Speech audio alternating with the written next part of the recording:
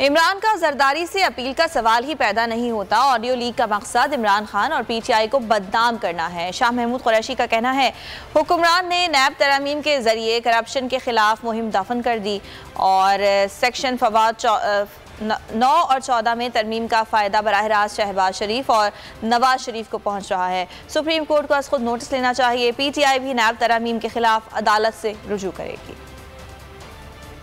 پیدا نہیں ہوتا کہ عمران خان صاحب کسی ٹائکون سے گزارش کریں کہ میری آصف علی زرداری سے کوئی رابطہ کروا دو یا کوئی ہماری انڈرسٹینڈنگ کروا دو۔ سوال ہی پیدا نہیں ہوتا۔ میں as vice chairman of the party کہہ رہا ہوں دس از ایبسولوٹ نانسنس۔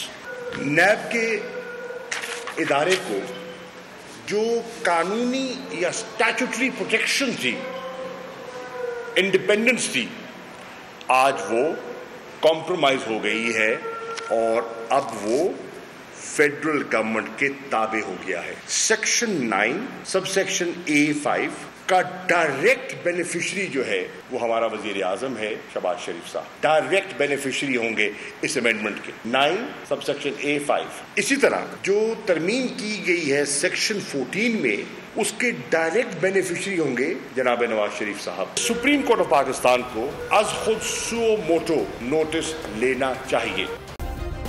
سبسکرائب کریں اور بیل دبائیں تاکہ کوئی خبر رہ نہ جائے۔